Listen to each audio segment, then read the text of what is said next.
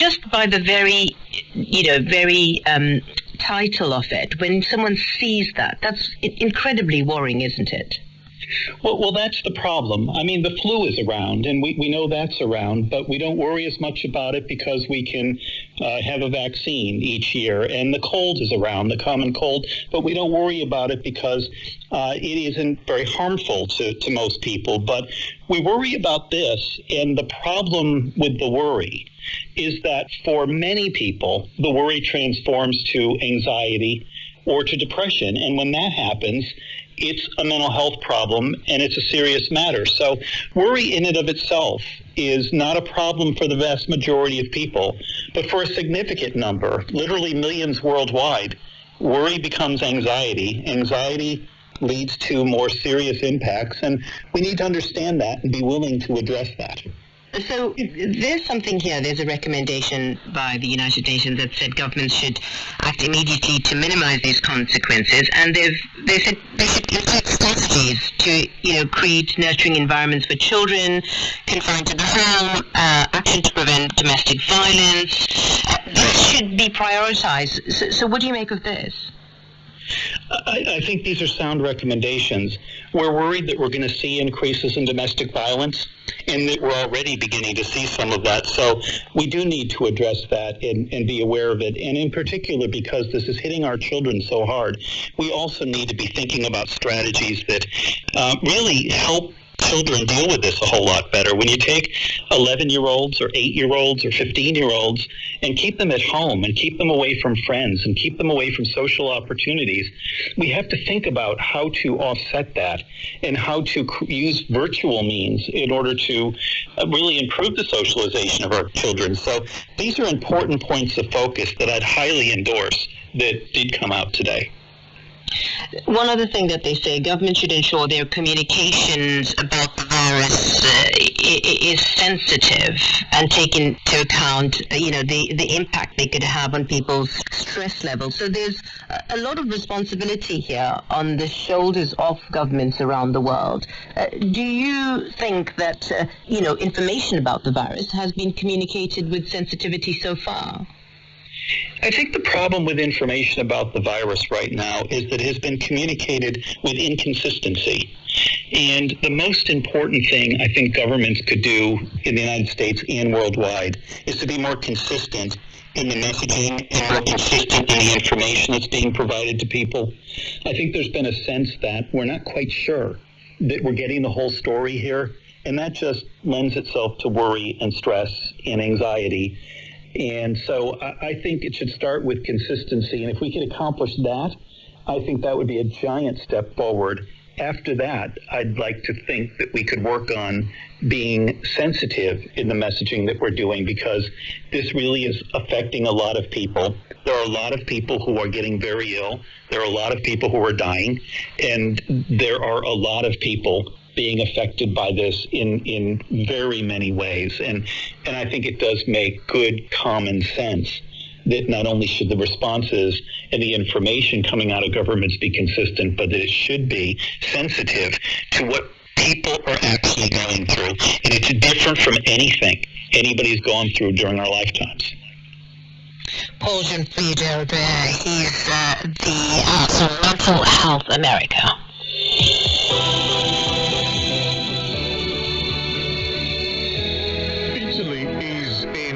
Calling phase 2 of lockdown easing plan. The country has been badly hit, as we've covered here on Newsday, by the pandemic and has had over 30,000 deaths from COVID-19. Now, schools will not reopen until September, but from next Monday, there'll be some relaxing of the rules. More shops will reopen. The Catholic Church will be allowed to hold masses, and sports teams will be able to hold group training.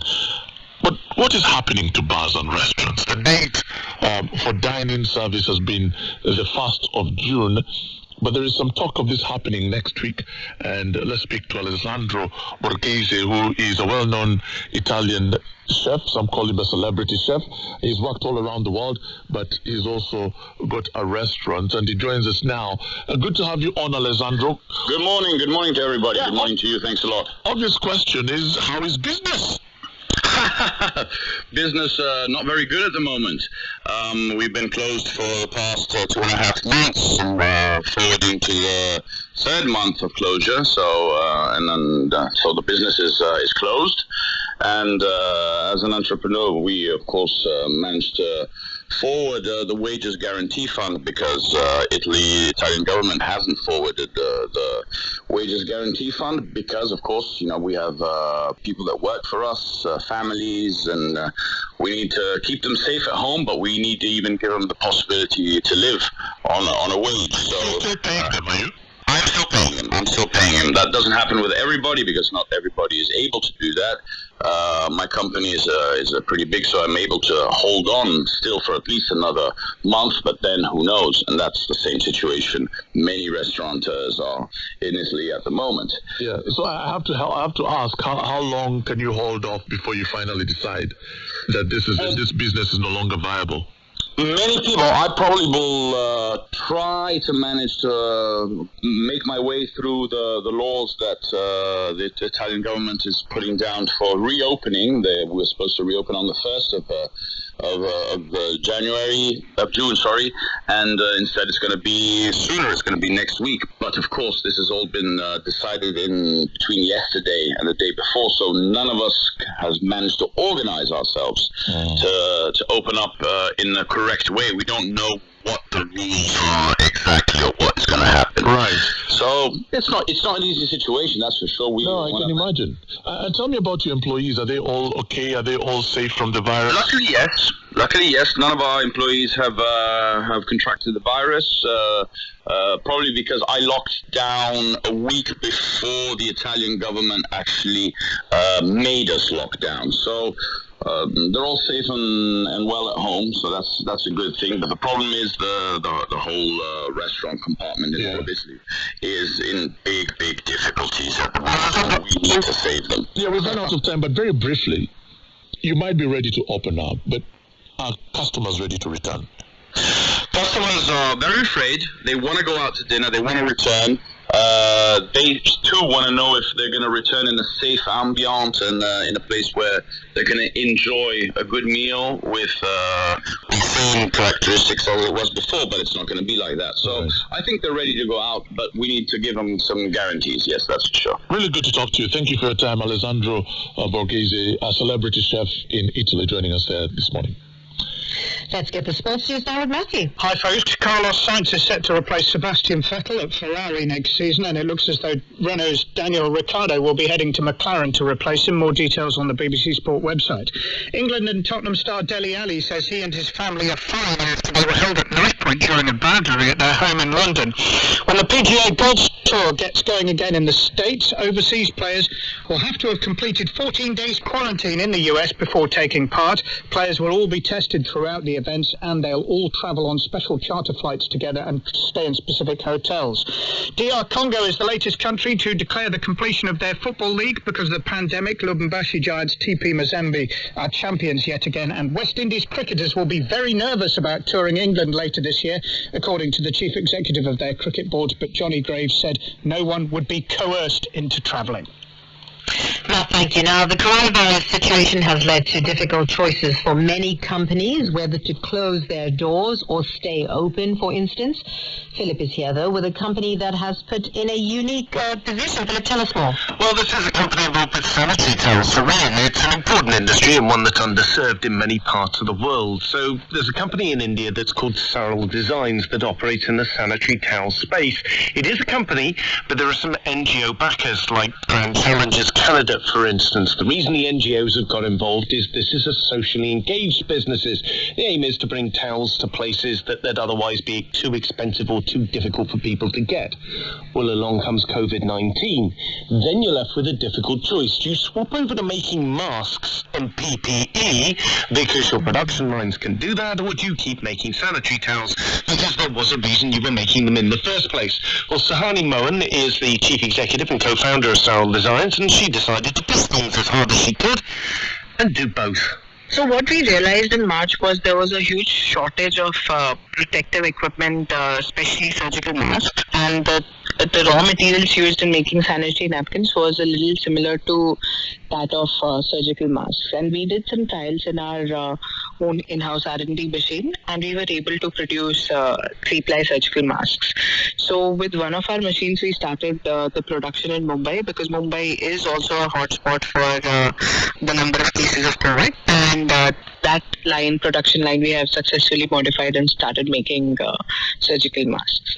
Is that not a really difficult choice for you to make, though? Because obviously the reason that you were producing sanitary towels in the first place was because there was a hole in that particular market arena, and if you swap across to making safety masks, then that need is no longer being fulfilled. Most of our manufacturers are also saying that can they have an add-on to the machine to which they can additionally make other things. So they're making both at the same time, so there is no loss out here. Yes. So where do you think this is going to go? Are you seeing increased demand come through and more people are now able to make surgical masks because of what you're doing? So we see that right now we are in the lockdown, so mostly the surgical masks are going to frontline workers who are either sanitation workers, police officers, and working in the medical fraternity to protect themselves because they're directly dealing with a high volume of people. On the other hand, once the lockdown opens up, this becomes a new normal and everyone has to step out with masks. So the requirement is going to increase further. So honestly, we are looking at our own production as well as similar to our sanitary napkin model, giving these machines out to new entrepreneurs, giving upgrades to our existing entrepreneurs to enable local manufacturing and create a local supply chain. Sahani Mohan, Chief Executive of Saral Designs. And thank you very much to you, Mr. Hampshire. Thank you, Philip Hampshire. It's coming up to 20 minutes past 6 o'clock here in London. We're 10 minutes away from a news update. Stay with us if you can. Let's go to Sydney and speak to our colleague Shema Khalil about New Zealand's plans to lift. It has actually, according to the latest news, as of midnight local time on Wednesday, the country began opening shops, restaurants and cinemas as well as malls. And the move comes as new laws are announced allowing police to go into people's homes without a warrant to enforce social distancing rules. Shema, good morning. Great to have you with us. Talk to us again about what's going on and why New Zealand has been so successful in eliminating COVID-19. Good morning, Alan. Well, New Zealand is essentially back in business today. In many parts of the country, it almost looks like it's back to normal. I mean, not quite, but it almost looks like a normal day. People were going back to work, cafes, restaurants, many other businesses. Traffic was flowing in parking lots, filling up with shoppers, making their way to local malls. I must say the one picture that really stood out for me this morning as I was looking into the country going down to level 2 was the pictures of long queues of people queuing outside barbershops and hairdressers, people showing their hair after weeks of lockdown, gagging for that haircut. And just at the stroke of midnight, barbershops opened across the country and they were serving people all through the night, albeit staff were wearing masks. People standing outside were being told to keep a safe distance because while things are getting back to normal gradually, there are still some restrictions, Alan. Bars are still not allowed to open. People can visit family and friends, but groups are limited to 10 people, including but funerals are at 50. New Zealand, as you say, has been very successful, and with the freer movement of people, it wants to consolidate that success with the continuation of social distancing rules and restrictions. But one thing, though, that has been talked about as well is the fact that the economy has taken a battering. What's the state at the moment, absolutely. And what's being done to correct that? Well, look, the government has announced its budget, and within that, it's allocating $50 billion in rescue funds. That includes extending the wage subsidy scheme. Look, we talk about people going back to work and businesses opening. Actually, some people are not because their businesses have closed down or because they have no jobs going back to. So this is the kind of money to support thousands of people who need it because of the impact of COVID-19. And what about the new laws that we keep talking about, the laws that were passed? We were told that they were rushed through Parliament and they give police controversial powers. Well, these are still quite controversial. They're still in questioning, but I think it also shows you the government being quite adamant at them being able to, if they need to, enforce social distancing rules and really being serious about social distancing rules. But as you say, there's been quite a controversy, especially during lockdown times, with Parliament not sitting, with people being unable to challenge governments on certain decisions. But absolutely, I think if you look at all the decisions that have been made, the first and foremost priority for the government was making sure that social distancing rules were being enforced to consolidate the successes of New Zealand. Shema Khalil, thank you. Now, American author Lionel Shriver, whose new book is The Motion of the Body Through Space, is not afraid to be controversial. She spoke to me yesterday here on Newsday about her feelings on the lockdown, calling it a terrible time to be alive. Today she tells me about her new book focusing on the cult of exercise. It's about a couple in their early 60s. The wife used to be a dedicated runner. And then she ruins her knees from overdoing it and has to stop. And then suddenly her husband, who has been quite sedentary, decides he wants to run a marathon. And after the marathon, he takes on a triathlon. So it's looking at the stresses in this relationship over the issue of fitness. And it's trying to examine the whole, the way in which we have become strangely obsessed with becoming strong and well-muscled, and it seems to me that that's one of the main things we compete with each other over now. It's even more intense than who's thinner, or it's more intense than who has more money, or even who's more successful at work. And what a fascinating phenomenon to explore, because it's exercise is something that's really close to your heart as well, isn't it? You know, I know what I'm talking about. I'm part of the problem. You have a black character in the book that you describe as an incompetent diversity hire. Again, you're not afraid to court controversy, and it's not the first time you've probed the issue of the necessity of diversity. Does it annoy you that much? You know, I've been very public about the fact that I don't like what Americans call affirmative action. And I believe that the end result of having a quota system for minorities and for gender, I feel the same thing about making sure you have 50-50 of everything, women and men. The result is usually a different kind of injustice. I don't think you can solve discrimination with discrimination. Do you not see the historical toxicity of privilege, though? Can you not see it from the other person's point of view, that having not had so many things for so many years because of deliberately being excluded, that it was time to bring it to some sort of balance? The question is not whether there's a problem. The question is how you fix it. So all I'm saying is having quota systems is not how you fix it. It especially over the long haul, it perpetuates prejudice.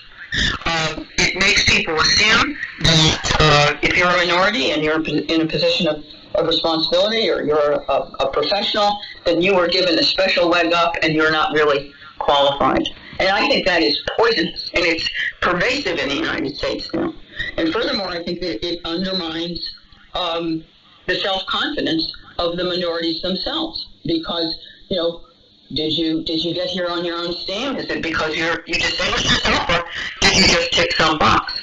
I think it's quite telling that in the United States, 56% of black Americans don't like affirmative action.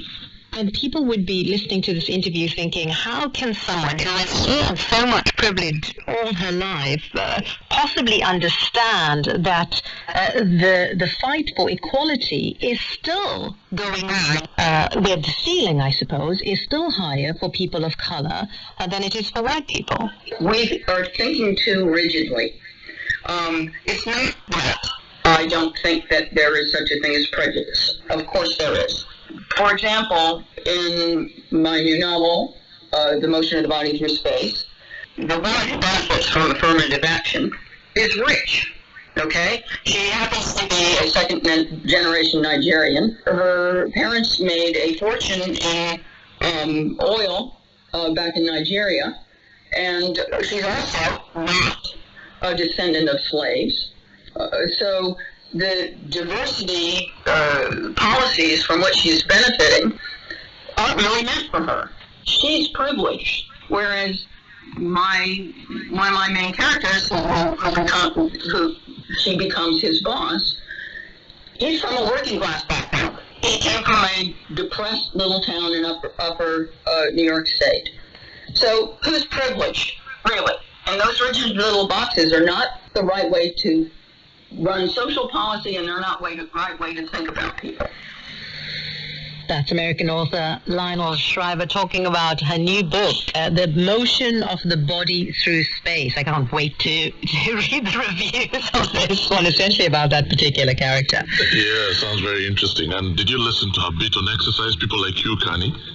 Yes. Oh, no, me exercising? No, but I heard it's rumored that she does 3,000 star jumps a day. What? Which is also very much, yeah. 3,000? Yeah. Yeah. Are you doing any exercises at all? I tried some jumping jacks, 40, and I couldn't walk for 2 days. I can't imagine. I'm just doing walking. I'm more gentle, you know.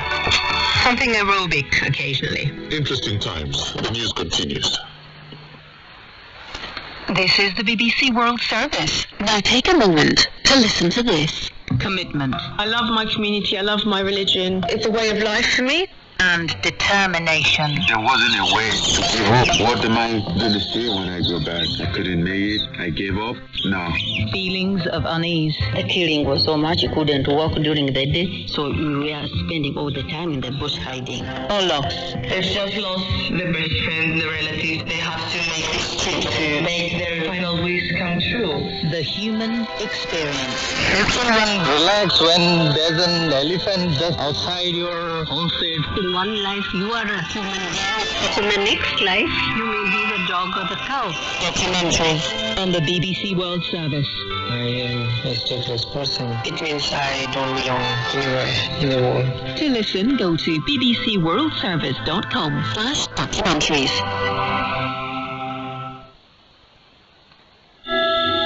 6:30 in London. Good morning. Welcome to Newsday from the BBC World Service. Kani Shop and Alan Kasuja with you. In Algeria, authorities plan to extend the ongoing lockdown by 2 weeks. Is the government taking advantage of the pandemic to suppress dissent? From Italy, we hear why some doctors think COVID-19 could be linked to a rare inflammatory disorder in young children. And how Venezuela is coping. But first, this news. BBC News with Gareth Barlow. The World Health Organization is warning that COVID-19 may be something that people have to learn to live with. The WHO emergencies expert Michael Ryan said the new coronavirus strain may just become another endemic virus present in our communities. The United Nations has urged countries to make mental health support a key part of their response to the coronavirus pandemic.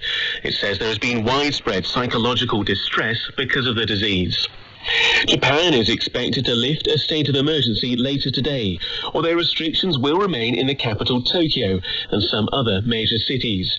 Some non-essential businesses, even in hard-hit areas, have already started to reopen. Businesses have reopened across New Zealand with the easing of its strict lockdown measures. No new cases of COVID-19 have been recorded for 3 days in a row. The Prime Minister, Jacinda Ardern, has garnered international praise for her response to the pandemic, with just 21 deaths in a population of approaching 5 million. The United States has placed Cuba on a list of countries that are not fully cooperating in the fight against terrorism. It said the decision had been taken because of Cuba's refusal to extradite leaders of the Colombian rebel group, the ELN. A local prosecutor in the east of Burkina Faso says an inquiry has been opened after 12 people detained on suspicion of terrorism were found dead in their police cells. They were reported to be among 25 suspects from the ethnic Fula community. Burkina Faso security forces have been accused of killing Fula civilians in revenge after jihadist violence. And the Hollywood Bowl annual summer music season is to be cancelled this year in the wake of the coronavirus restrictions. The festival has been a staple of the Los Angeles summer entertainment calendar for nearly 100 years. World News from the BBC.